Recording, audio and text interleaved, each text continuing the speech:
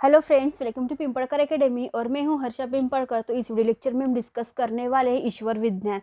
कहा जाता है कि दार्शनिकों के सामने जैसी जैसी समस्याएं आती गई, उन समस्याओं के निवारण के लिए उन्होंने ब्रांचेस ऑफ फिलोसॉफी यानी दर्शन की शाखाओं का निर्माण किया है। तो उसमें से एक महत्वपूर्ण शाखा है हमारी थियोलॉजी यानी ईश्वर विज्ञान के बारे में। तो ये जो हमारी शाखा है ये तीसरे नंबर की शाखा है। तो चलिए देखते हैं थियोलॉजी यानी ईश्वर विज्ञान।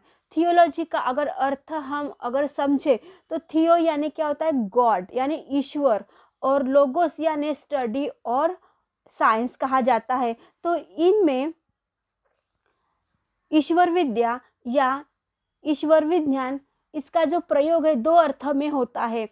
कुछ दार्शनिक इसके स्वरूप के बौद्धिक यानी बुद्धि से क्या करते हैं, इसका दार्शनिक विवेचन करते हैं, यानी इसके अर्थ में उसका क्या करते हैं, व्यवहार करते हैं। लेकिन कुछ ऐसे भी है जो धार्मिक यानी रिलीजन्स के अनुसार इसका क्या करते हैं, ईश्वर विषयक विश्वासों में इसे क्या करते हैं, समष्टि करने का प्रयास करते हैं। तो इसीलिए दूसरे अर्थ के अनुसार जितने धर्म है उतने ही क्या है, ईश्वर विज्ञान है, यानी जितने रिलीजन्स है उतने ही क्या है, थियोलॉजी भी है यानी ईश्वर विज्ञान भी है। इस अर्थ में ईश्वर विज्ञान अर्थ धर्म का क्या है, ये अंग होगा, दर्शन का नहीं। क्या है ये, ईश्वर विज्ञान धर्म का अंग होगा, दर्शन का नहीं। यहाँ पर हमने पहले अर्थ में उनका प्रयोग किया और उसी अर्थ में यह दर्शन की शाखा होने का हमने क्या किया, दावा भी किया। यानी जो तो ये तो ठीक है, ये धर्म का अंग होगा, लेकिन क्या है, ये दर्शन की शाखा भी है। यानी थियोलॉजी क्या है, एक दर्शन की शाखा है, फिलोसॉफी की एक शाखा ब्रांचेस है। ये भी हमने क्या किया, उन पे दावा किया। ईश्वर विज्ञान का उद्देश्य एक महत्वपूर्ण है। ईश्वर यानी थियोलॉजी, उनका एक जो उद्देश्य तो क्या है, वो है कि मनुष्य की ईश्वर विषयक जो भी जिज्ञासा वृत्ति होती है ना, उनको क्या करना, शांत करना। इनका क्या है, महत्वपूर्ण उद्देश्य है। हमारी जो विचारधारा में ईश्वर का जो प्रमुख स्थान है, हमारे अंदर तरह तरह के प्रश्न इस विषय में उठते रहते हैं कि ईश्वर कैसा होगा, उसके विचार कैसे, उसकी निर्मित कैसे हुई। ये जो क्वेश्चन हमारे मन में उठते रहते हैं, तो हमें सिर्फ धार्मिक विश्वासों से संतुष्ट नहीं होता है। तो इसीलिए हम उन प्रश्नों का समाधान कैसे करते हैं, तो बौद्धिक स्तर पर करना चाहते हैं। ठीक है बा, हम विश्वासों से समाधान नहीं मिलता किसी किसी को, तो हम क्या करते हैं, बौद्धिक स्तर यानी बुद्धि का यहाँ पे विचार करते हैं। और इसीलिए ईश्वर के संप्रत्यय यानी जो कॉन्सेप्ट का बौद्धिक विवेचन पर तत्संबंधी प्रश्नों के समुचित समाधान की चेष्टा हम किस में करते हैं, तो थियोलॉजी यानी ईश्वर विज्ञान में हम करते हैं।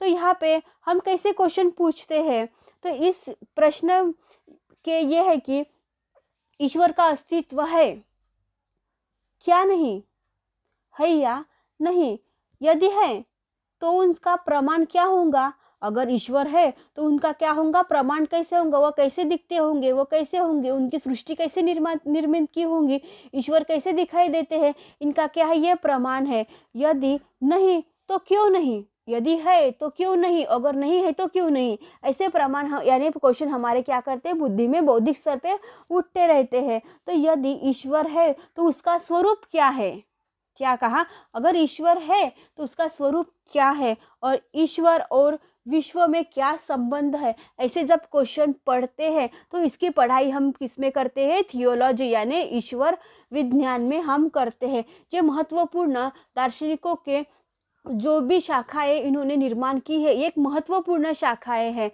और इनमें उन शाखाओं की क्या करते हैं, विषय की विवेचना ये करते रहते हैं, स्टडी करते रहते हैं। तो ईश्वर विज्ञान में इन्होंने ईश्वर के बारे में महत्वपूर्ण जानकारी दी कि ईश्वर कैसे है, थियो यानी गॉड यानी लोगोस यानी स्टडी और साइंस की ये बात करते हैं।